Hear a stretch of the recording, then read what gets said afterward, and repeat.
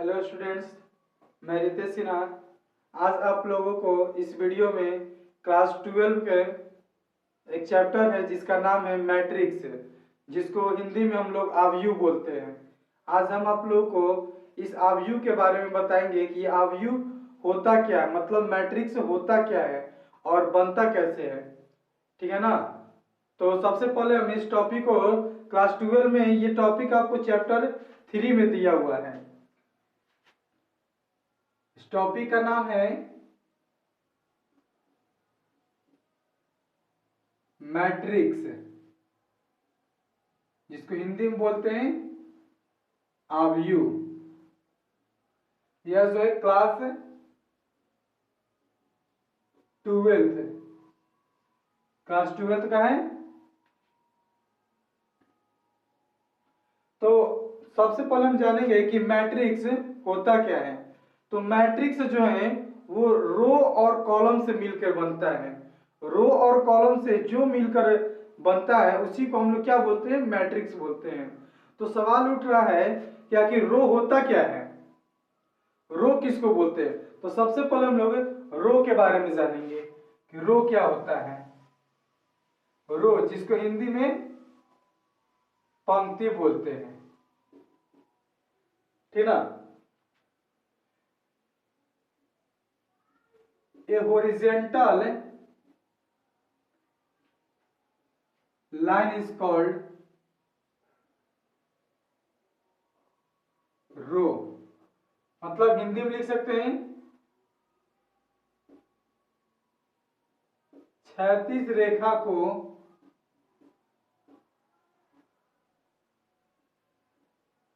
पंक्ति कहते हैं। तो सबसे पहले ये जानेंगे कि हॉरिजेंटल लाइन को हम तो रो तो बोलते हैं, हॉरिजेंटल लाइन को जो है किस तरह से हम लोग रिप्रेजेंट करते हैं, सूचित कैसे करते हैं। तो हम लोग कोई भी चीज कॉपी पर लिखते हैं, ठीक, चाहे हिंदी में लिखें या फिर इंग्लिश में लिखते हैं, उसको इसी तरह से स्टार्ट करते हैं। एक लाइन खत्म होने के बाद फिर उसके बाद निचले लाइन से हम लोग स्टार्ट करते हैं। तो जो हम लोग इस लाइन से ऐसे लिखते हैं इसी को हम लोग जो है रो बोलते हैं, ठीक है ना।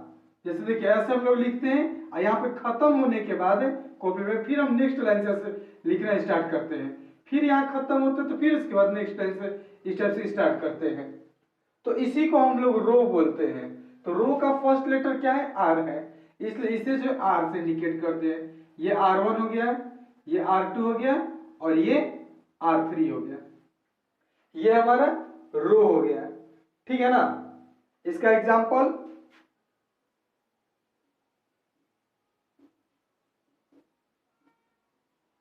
जैसे हम लोग दे सकते हैं A इक्वल टू 1 2 3 4, ये हमारा एक रो हो गया, ठीक है। ये हमारा एक रो हो गया, एक बाई 4 का बना हुआ है। और ये 1/4 का बना हुआ है तो इसमें पहले वाले को हम लोग रो बोलते हैं, दूसरे वाले को कॉलम बोलते हैं, ठीक है ना। ये पहले वाले को रो, दूसरे वाले को कॉलम बोलते हैं। तो इसके बारे में हम आप लोग को आगे बताएंगे। पहले हम चलते हैं, जिस तरह से रो के बारे में जाने उसी तरह से हम लोग जो है कॉलम के बारे में जानते हैं।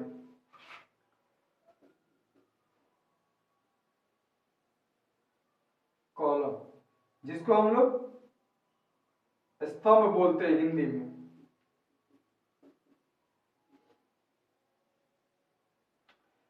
अब हम लोग एक कॉपी में जो है हम लोग पढ़ते हैं तो एक हिंदी में लिखते हैं और एक मैथ बनाते हैं। तो मैथ में जो हम लोग काउंटिंग लिखते हैं, जिसको गिनती बोलते हैं, उसको कैसे गिनती लिखते हैं, 1 2 3 4 ऐसे नहीं ना लिखते हैं। इसको हमको गिनती लिखना रहता है, चाहे काउंटिंग लिखना रहता है। एक है, फिर उसके नीचे 2, फिर उसके नीचे 3, उसके नीचे 4, इस टाइप से हम लोग लिखते हैं, ठीक है। तो जो हम लोग इस टाइप से लिख रहे हैं, एक के नीचे एक, उसके नीचे में एक, ठीक है। तो ये होता है आपको ऊर्ध्वाधर, जिसको हम लोग इंग्लिश में बोलते हैं वर्टिकल। इंग्लिश में इसको वर्टिकल बोलते हैं और हिंदी में इसको क्या बोलते हैं, ऊर्ध्वाधर। तो जो भी चीज वर्टिकल या ऊर्ध्वाधर लिखा जाता है, ठीक है ना, उसी को हम लोग क्या बोलते हैं, कॉलम बोलते हैं, ठीक है। देखिए इसका क्या होता है।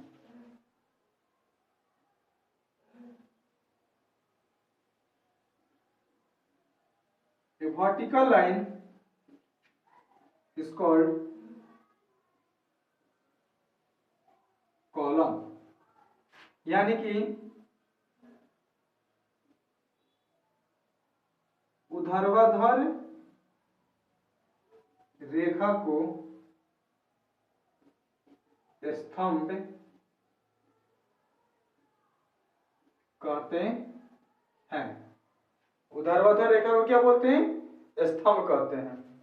इसका भी देख लीजिए एग्जाम्पल।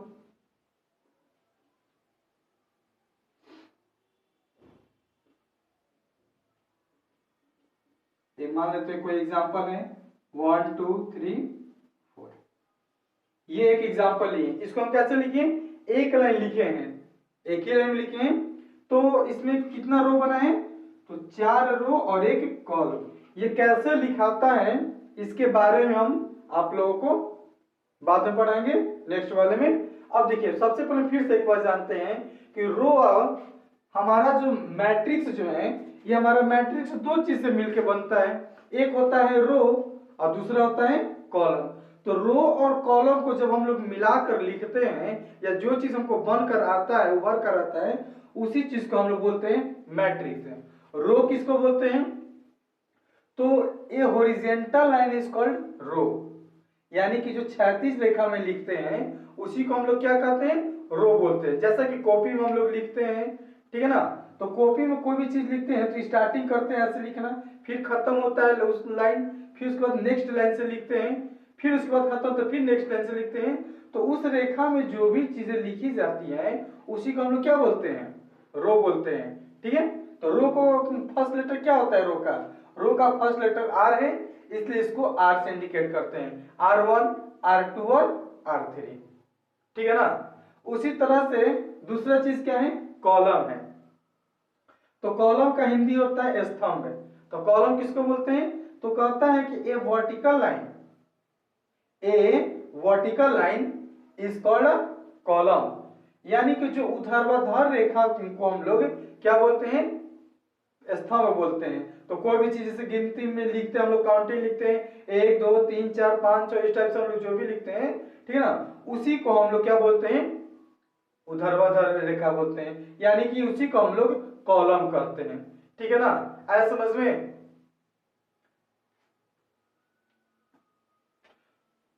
चलिए अब हम लोग आगे पढ़ते हैं मैट्रिक्स के बारे में।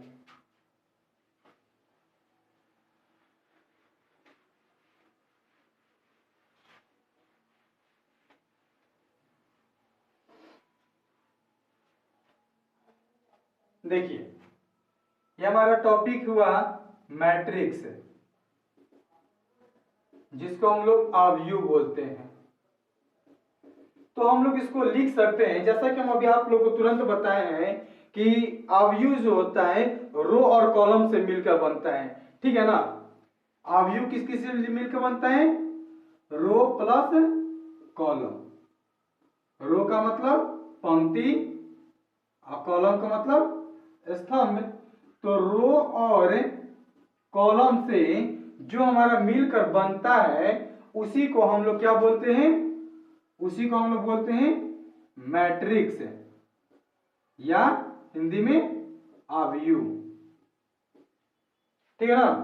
मैट्रिक्स को जो है यानी कि आव्यूह को जो है हमेशा जो है इंग्लिश अल्फाबेट के जो है बड़े लेटर से इंडिकेट करते हैं, मतलब कि अंग्रेजी वर्णमाला के जो है बड़े अक्षरों से सूचित करता है। हमेशा अंग्रेजी वर्णमाला के बड़े अक्षर से ही सूचित करेंगे। ठीक है ना, जैसे मान लेते हैं ए है, ए हो गया, बी सी डी, ये सब जो है इसी से हम लोग क्या करते हैं कि हमेशा मैट्रिक्स को जो है रिप्रेजेंट करते हैं। ठीक है ना। अब देखिए जैसे कि हम लोग और एक चीज और है कि इसको अंग्रेजी वर्णमाला से तो पहचानते हैं, लेकिन इसको जब लिखते हैं तो हमेशा जो है इसको बड़ा ब्रैकेट, जो बिग ब्रैकेट होता है, ठीक है ना, उसी के अंदर में रिप्रेजेंट करते हैं, यानी कि लिखते हैं। ठीक है ना, ये सब दो चीज है आव्यूह को पहचानने का तरीका, बड़े लेटर से लिखते हैं। ठीक है ना, जैसे कि देखिए इसमें मान लेते हैं क्या हमें ए इक्वल टू दिया हुआ है 1 2 3 और 4, 1 2 3 और 4। तो कोई कहेगा कि इसमें ये कितने बाई कितने का मैट्रिक्स है, ये कितने बाई कितने का व्यू है। तो याद रखिएगा हमेशा कि मैट्रिक्स में जो है सबसे पहले जो है हम लोग रो को लिखते हैं। मैट्रिक्स में सबसे पहले किसको लिखते हैं, रो को लिखते हैं। और जब रो लिखा जाता है तब उसके बाद हम लोग कॉलम को लिखते हैं, ठीक है ना। तो अभी हम बताए हैं आपको कि रो का पहचान करेंगे तो कैसे करेंगे।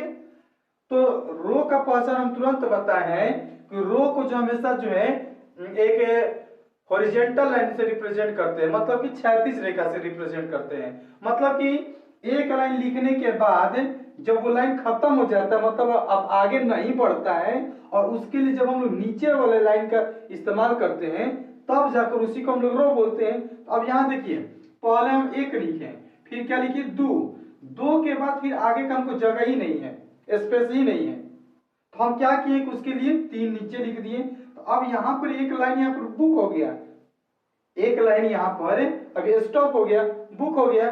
तो इसी वाले एक लाइन को हम लोग बोलते हैं R1।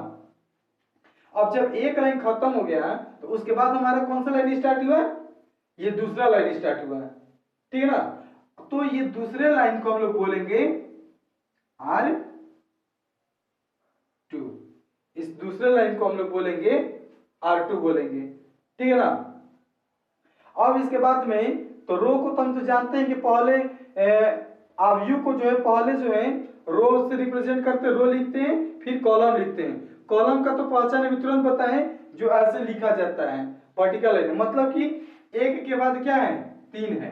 तो ये जो ऐसे लिखा है ये हमारा हो गया C1 और ये हमारा हो गया C2, क्योंकि कॉलम का पहचान क्या होता है, कॉलम का फर्स्ट लेटर C होता है, इसलिए इसको C से रिप्रेजेंट किए और इसको R से।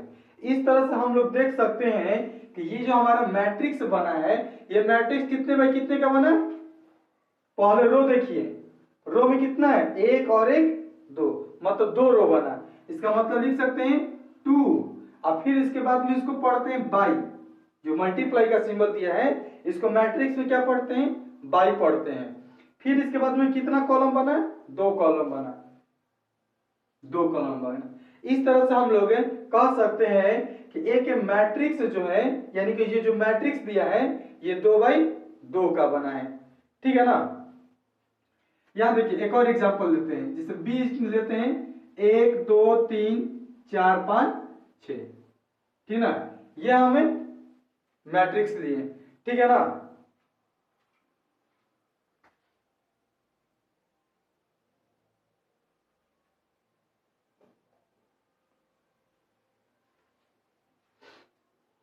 तो ये हम बी मैट्रिक्स लिखे। अब ये बताइए कि ये मैट्रिक्स जो लिखे हैं ये कितने बाई कितने का मैट्रिक्स, क्योंकि बोर्ड में जो है आपको ऑब्जेक्टिव में क्वेश्चन कभी कभी पूछ देता है, ठीक है ना, फाइनल एग्जाम में या फिर कहीं भी एग्जाम में, ठीक ना, क्वेश्चन पूछ देता है कि ये कितने बाई कितने का मैट्रिक्स है, मतलब इसका ऑर्डर क्या है, इसका ऑर्डर क्या है।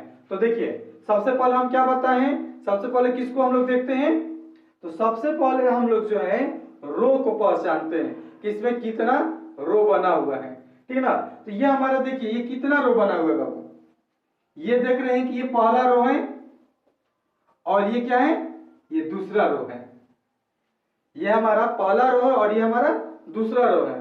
अब इधर से चलते हैं, अब रो जब पहचान लिए तो अब हम लोग कॉलम पे चलते हैं। तो ये देखिए ये जो हम ऐसे रिप्रेजेंट कर रहे हैं, ये वाला लाइन 1 और 4, ये हमारा क्या हुआ, पहला C1, फिर ये क्या हुआ दूसरा C2, फिर ये क्या हुआ C3। इसका मतलब ये कितने बाई कितने का बना है, तो पहले रो, तो रो कितना है 2, फिर कॉलम कितना है 3 ठो है, तो 2/3 का ये बना। उसी तरह से चलिए एक और एग्जांपल लेते हैं सी का, सी का एग्जांपल लेते हैं 1 2 3 4 5 6, इस टाइप से एग्जांपल लिए, ठीक है ना। अब इसमें का कितने बाई कितने का बनेगा, ये कितने बाई कितने का बनेगा। तो सबसे पहले हम लोग क्या करेंगे, रो पहचानेंगे। इसमें कितना रो है, एक ये गया ये R1, फिर एक ये गया R2, फिर एक नीचे का है ये R3। कितना रो बना, 3 रो है। कॉलम कितना बना, एक यहां पर बना C1, फिर एक यहाँ पर ही बना, ये हुआ C2। यानी कि ये जो हमारा मैट्रिक्स तैयार हुआ, ये कितने बाय कितने में का बना मैट्रिक्स? 3 रो और 2 कॉलम। और इसी चीज को रिप्रेजेंट कर रहे हैं, जो हम 3 बाय 2 लिख रहे हैं, 2 बाय 3 लिख रहे हैं, या 2 बाय 2 लिखे हैं, ठीक है ना, इसी चीज को हम लोग जो है ऑर्डर ऑफ मैट्रिक्स भी बोलते हैं, ठीक है ना।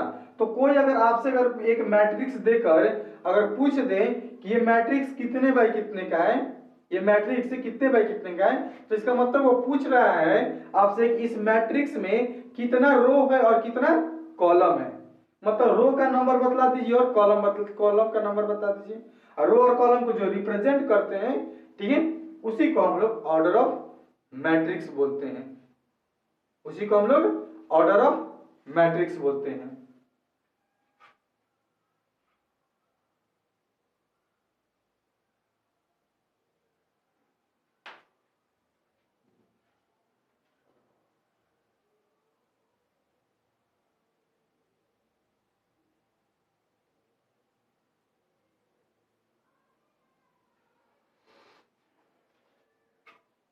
चलिए अब हम लोग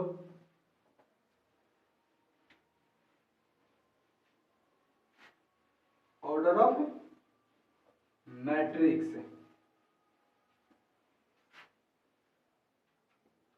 अगला टॉपिक हम लोग जानेंगे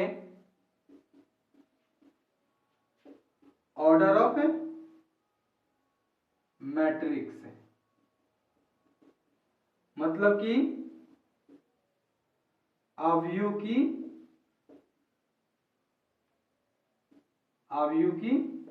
कोटि। तो जैसा कि अभी हम आप लोग को बतलाए हैं कि एक मैट्रिक्स जो है कितनी चीज से मिलकर बनता है?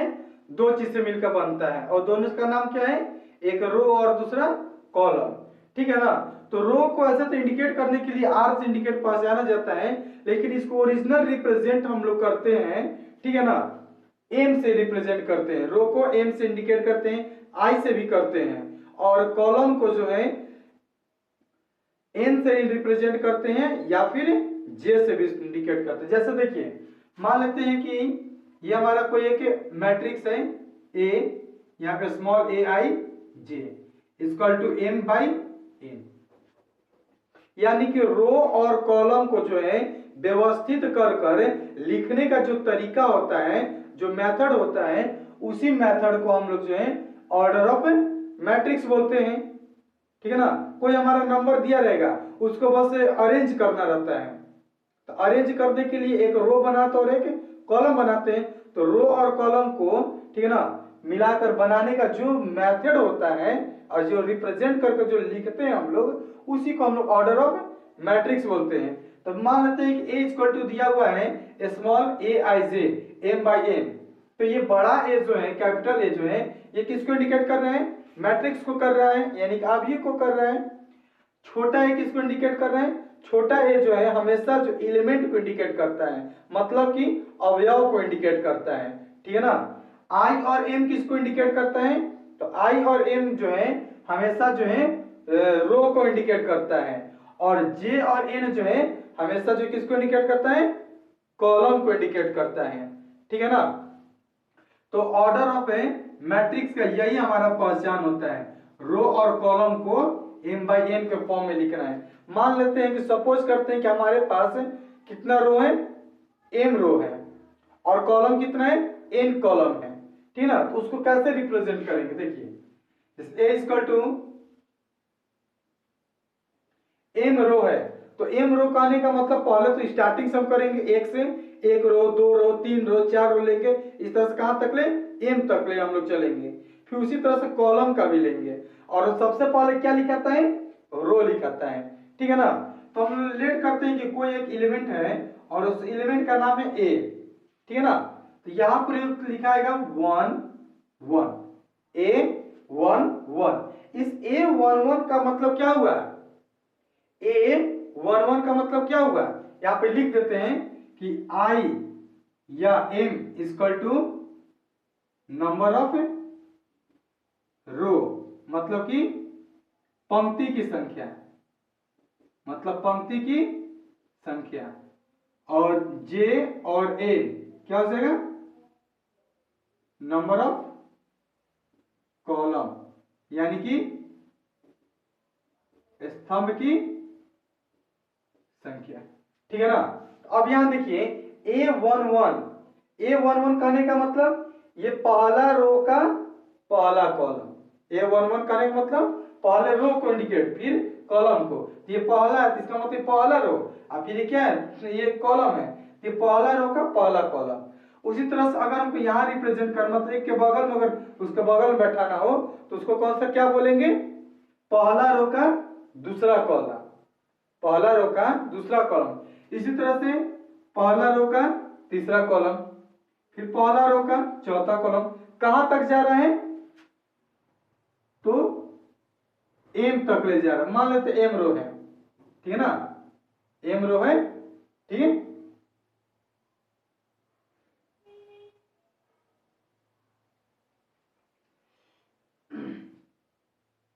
एम कॉलम तक ले चला गया, ठीक है ना। उसी तरह से अब हम दूसरा रो में चलते हैं। दूसरा रो पहला कॉलम, दूसरा रो दूसरा कॉलम, दूसरा रो तीसरा कॉलम, दूसरा रो चौथा कॉलम। कहां तक ले, ए टू एन, ये क्या बता रहे, दूसरा रो के एन कॉलम तक ले। उसी तरह से A31, A32, A33, A34, कहां तक हम लोग चले गए, A3n तक ले हम लोग चले गए। तो जिस तरह से हम लोग आगे की ओर बढ़ रहे इधर, उसी तरह से हम लोग नीचे भी बढ़ सकते हैं। तो ये नीचे भी और जा रहा है, कहां तक ले जा रहा है, एम रो तक ले जा रहा है।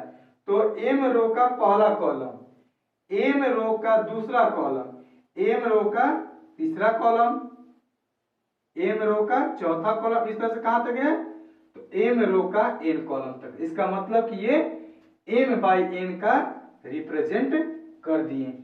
एक अवयव को इसी तरह से हम लोग लिखते हैं, ठीक है ना। जैसा कि क्वेश्चन आपको दे देगा, इस पर एक आप लोग को एग्जांपल देते हैं, ठीक है ना। उस एग्जांपल से इसको समझिए। जैसे क्वेश्चन दे देगा आपको, और अक्सर जो है क्वेश्चन ऑब्जेक्टिव में पूछता भी है कि a इक्वल टू दे देगा 1 2 3 और 4, ठीक है ना। और कह देगा कि A21 का वैल्यू बतलाना है, A21 कितना है, A12 कितना है, इस टाइप से आपको वैल्यू कहेगा बतलाने के लिए, ठीक है ना। तो इसका सॉल्यूशन कैसे हम लोग करेंगे, देखिए A21 कह रहे हैं, क्या कह रहे हैं, A21। तो A21 कहने का मतलब क्या बता रहे हैं बाबू, A21 कहने का मतलब बता रहा है कि ये पहला ये रो को सूचित करता है, और ये किसको सूचित करता है, जे को। तो ये कौन सा रो हुआ, ये कौन सा रो हुआ, दूसरा रो हुआ, और ये कौन सा कॉलम हुआ, पहला कॉलम। तो दूसरा रो का पहला कॉलम, तो ये पहला रो और ये दूसरा रो, तो ये हमारा क्या हुआ, दूसरा रो ना था, और ये कौन सा कॉलम, पहला कॉलम। कहां पर दोनों लाइन जाके मिल गया, ये तीन वाले पे मिल गया, मिल गया ना। तो यही हमारा इसका क्या हुआ, आंसर हो गया, ठीक है। उसी तरह से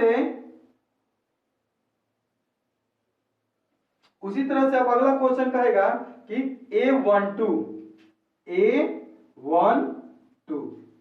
ठीक है ना। A12 कहने का मतलब ये पहला रो का दूसरा कॉलम।